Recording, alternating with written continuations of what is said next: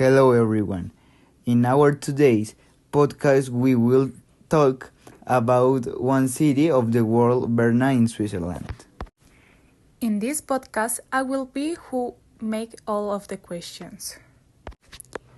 It is true that Berna is close to hills and alpine mountains? Yes, and that's another great thing about Berna. Apart from being ecological, it has very good landscapes. You should visit it because his landscapes are unique. Yes, Camilo, I'm thinking about going one of these days. I hope the trip doesn't be so expensive. But anyway, continue with the interview. It is true that Berna has more than 10,000 inhabitants? Yes, it's fact. It has a 135,000 inhabitants since it's a very popular city. Since it is located in one of the countries with the most economy. I always have a question. Now, Camilo, what language they speak there? Good question. In Berna, they speak Swiss German, which is a type of combination. Oh, interesting, Camilo. Yes, I have seen a museum that say is very important. What we found on the museum? Right. In fact, it is the oldest museum in Switzerland, displaying painting from the Middle Age to contemporary art. Wow, that's great. I will say for a long time. The museum thing surprised me. I thought it wouldn't be that old.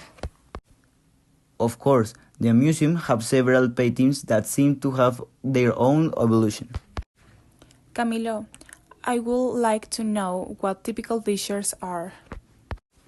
Of course, one is the Berna plate, which is a dish with cured meat, salchicha, cabbage, and potatoes. Another is the fondue and raclette, which are basically Swiss cheeses. And finally, there is the Kuchen, which is a creamy cake, the latter being very typical of the region. Wow, these dishes sound so delicious. In fact, those are very delicious. When I will go to Berna, I will definitely eat them. Now, I want to know what is the represent animal of Switzerland. It is the bear.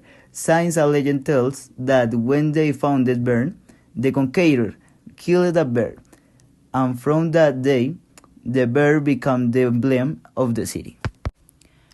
I imagine that conqueror was not afraid of anything. That is true. Now, I find something very curious, and that is why bear is the emblematic animal.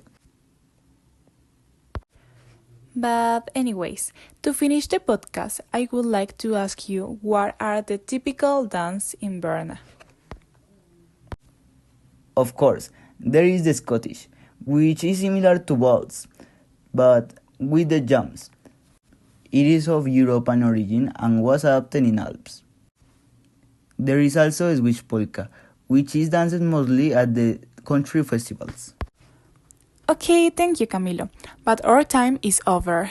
I really enjoyed learning about Switzerland, and I hope that the people who listen this podcast also enjoyed it like me. Thank you for laying with me, and I hope to see you soon in the next podcast. You're welcome, Camilo. See you. Bye. Bye.